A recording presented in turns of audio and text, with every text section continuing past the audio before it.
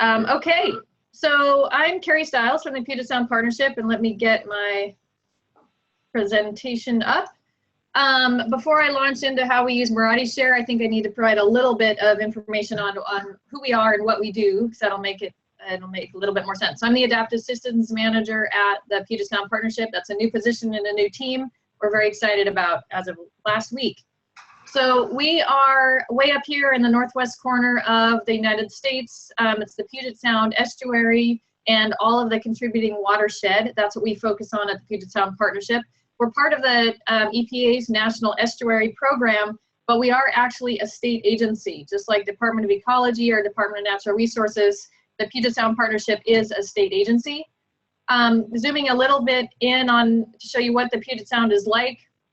We're a pretty large area. We have an international border with Canada. We span 12 different counties, over 100 cities, over 20 very active tribes. And we have a really vibrant both forestry industry, agricultural industry, marine industries, and we have big booming cities that are really international hubs like Seattle. So a big diverse people landscape. And the natural landscape, we go all the way from 14,000 foot volcanoes with glaciated terrain down through 16 major river valleys, through conifer and conifer forests, oak woodlands, to thousands of feet of shoreline and multiple marine protected areas. We also have a number of threatened and endangered species, including orca, the killer whale, and a number of species of salmon. So really diverse landscape that we work in with hundreds of partners. And what we like to say at the Puget Sound Partnership is that we work on everything from the snow caps to the white caps with a bit of a focus on the watery bits.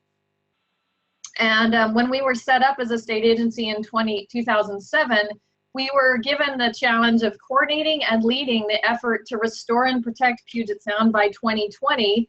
But we were given basically no carrots, meaning we have almost no money to distribute to our partners. And we have no sticks, meaning we have no regulatory authority. So what we really have in our toolbox is the need to make this useful and easy for people. So we need to help people do the right thing to recover Puget Sound. And that's where the open standards and Miradi Share really come in. So before I go into that, just a little bit about the scale of projects in Puget Sound recovery. So we really have three scales that we work at. The smallest scale is the salmon recovery watersheds. So these colored watersheds, all these colors on this map, show the 16 different watersheds and the nearshore and marine area that we work on. So that's one project unit for us, these salmon recovery watersheds.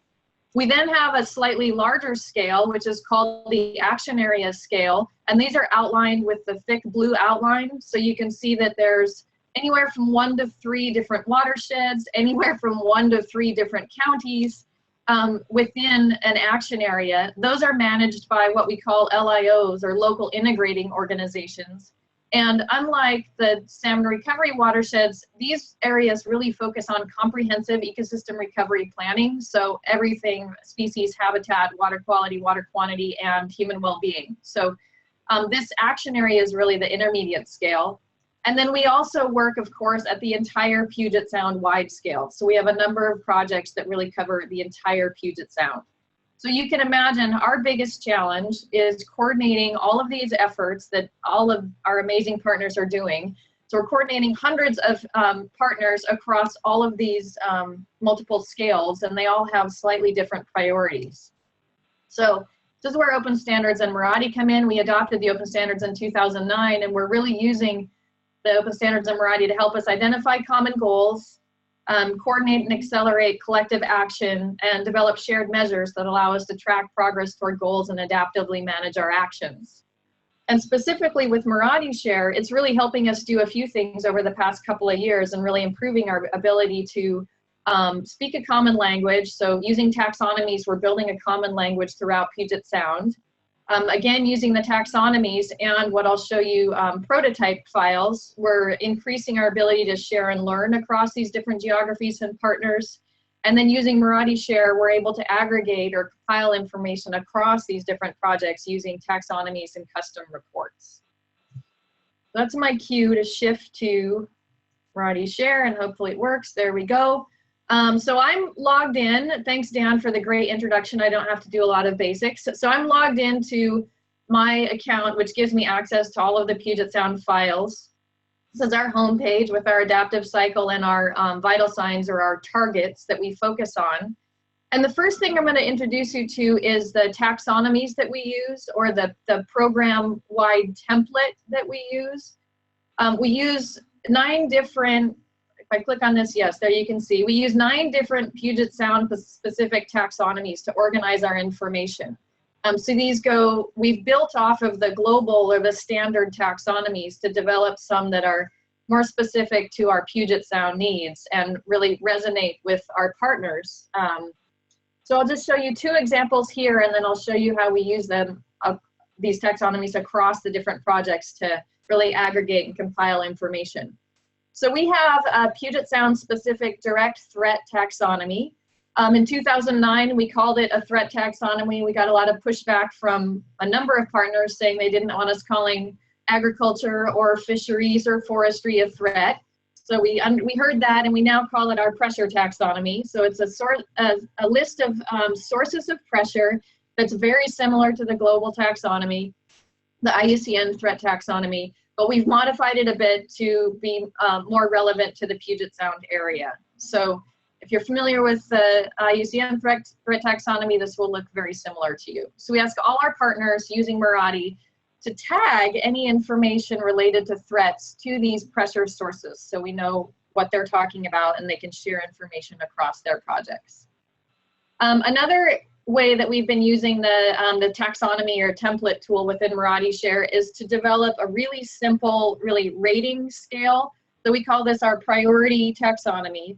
And we just had, it's just, you'll notice just very high, medium, and low. It has no descriptions. It just gives those 4 ratings, and we've applied this priority taxonomy to a number of different elements within Miradi. And the way that we're using this is with our local partners who are just beginning to develop their ecosystem recovery plans.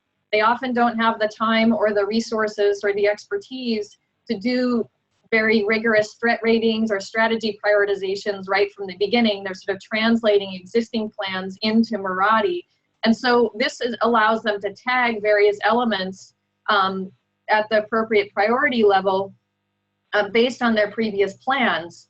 So what this allows us to do at the Puget Sound scale is quickly look through all of our local project files, our local partners files, and pull out their highest priority elements right away to get a sense of what are common priorities across the region and what are unique to each geography. So that's 2 examples, and then also just because I'm going to use that example in a minute, we use the biophysical factor element in Miradi for our the second level of our pressure taxonomy, which is stressors. So these are the biophysical results of the pressure sources. So for example, development is one source of conversion of land cover, and that's down here, one of the stressors in our taxonomy. So we ask all of our partners to use this stressor taxonomy also when they're developing their project files. So that's how we're using taxonomies. I'll show you in just a minute how we're using them to compile information, but I also wanted to bring up the use of prototype files. So this is similar to what David from Enviro Incentives introduced earlier. We develop prototype files. For example, I'm not going to show you because we don't have time, but in the prototype results chain file, we have example results chains, very simple results chains for all of our sub-strategies, all 70 of our sub-strategies that we use in the Puget Sound region. And we have asked our partners to start with those and then tell us where they do or don't align with their theories of change. So it's really been a way to both jumpstart their development of results chains and start encouraging them to use a logic model approach to describing their assumptions about recovery, but also it's allowed us to really crowdsource a lot of information from our hundreds of partners about what they're doing to recover the ecosystem in their area. I'm just going to do a quick time check here. I think I'm good. I'll show you one example of one of the prototypes, and it'll look a little scary, but it's been useful for a lot of people. So for example, this first massive diagram here is all of our pressure sources linked to all of our stressors. And these linkages were done, the sources that are contributing to the stressors were done by a set of scientists in the region who identified those relationships and their relevance at the Puget Sound scale. We break them out also into simpler models based on these high-level source categories. And so what our partners can do is download this project file and copy and paste these pressure network diagrams, is what we call them, the link between these direct threats and their stressors, and use that to start their conceptual models. So they don't have to start from scratch. They can start from these regionally relevant relationships and really modify and customize them to make them relevant to their local area. And they found that that has been really useful. So those are the prototype files. And then I want to just show you how we use the taxonomies that we've developed to support compilation or aggregation of information across different projects. So I've just gone into our project list and I've filtered all of the projects in the Puget Sound Recovery Program to show just those projects related to the action areas, or those projects managed by the LIOs, the local integrating organizations. So we have 9 separate projects. We also have some old archive projects and some prototypes in here. But each LIO is developing their own ecosystem recovery plan. So they've got conceptual models and results chains that they're starting on, and they're tagging everything to those taxonomies I mentioned earlier. So what I'm now able to do at the Puget Sound scale, rather than having to go in and export information from each of these projects, I can go in and use the custom report tool, just as one of the reports that, report tools that Dan was showing earlier. And you can see we have 43 custom reports we're working with here. I use these all the time, and our partners and staff use them. I've created a couple demos for this presentation. But for example, what I can do is look across all the LIOs to see which LIOs or which local areas are focusing on different vital signs. So in our lingo, vital signs are the same as targets, or those parts of the ecosystem that they're focusing on. So I can pull up a table and I can expand this to all of the vital signs that the local areas are focusing on. And I can see in the left what the locals have called it. So they're focusing on transparent government, which is one of our vital signs, swimming beaches, summer stream flows, summer flows, sound stewardship, etc. So I can see all the vital signs that the LIOs are focusing on. But using the taxonomy over here on the right, I can begin searching for exactly which local areas have identified one of our regional vital signs as something that's of interest or of high priority in their local area. So for example, 5 of our 9 LIOs have said that estuaries are a high priority, high recovery priority in their area. And I can see what they choose to call them over here on the left, because they have slightly different focus in each of the areas depending on what their landscape looks like. Let's see, another one, I can see who's focusing on Pacific herring really quickly, and then I can look at what actions they're working on. So as another example, I can do the same thing with the pressure taxonomy. So I can pull up all of the LIOs that are working on different pressures, and I'm just going to sort by the count of projects with a certain direct threat or pressure. And what you can see here by this number is that 6 LIOs out of 9 have identified housing in urban areas, or that sort of development, as a priority pressure in their area. And this group of LIOs have identified it as a very high priority pressure. I can then look across and see how that compares to the standard classification, and I can see also the specific name that this local area has given the pressure. So that's pretty much the end of my presentation. Basically, I just wanted to show you that by using Miradi Share, we're able to compile a lot of information from a lot of local partners with very different ways of speaking about things and very different priorities into one place, so we can start to better integrate the local priority information into our sound-wide recovery plans, which is very important for us and has been very challenging in the past. Kari? Yep. This is Damon. We do have a question from Jed Wright. He wants to know, can we access the pressure strategies, and can you share them? You can access not pressure strategies, but you can access our pressure network diagram. So if you go up to, as Dan was just showing, I just filtered this for projects. And yes, our pressure network diagrams are publicly available. So this may take a while. Short answer, yes. So if you search for pressure, what you'll see, here's the Puget Sound pressure prototypes, it's public.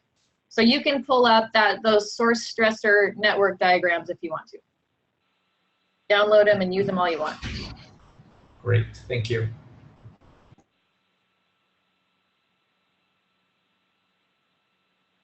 Any other questions? Looks like there's one more that just came in. It's from Charles. He asks, I would be interested to learn more about how to build organization-specific reports and how flexible those queries can be. Yes, and I think that is a great topic for a future Miradi User Group session. And I would also direct you guys all to watch, or I suggest you watch Annette's presentation that's coming up in the second session on how they use Miradi Share for their organizational work. We haven't yet gotten to very much sophisticated reporting or common progress tracking using Miradi Share. We have some other systems that we're required as a state agency and receiving federal money. We have to report in some other formats, so we currently use those. But we are planning on moving toward using Miradi Share to better track and report on the progress. And I expect that Annette will present on some of that tomorrow or in the later session, since Bush Heritage does a great job using Miradi Share for reporting and tracking.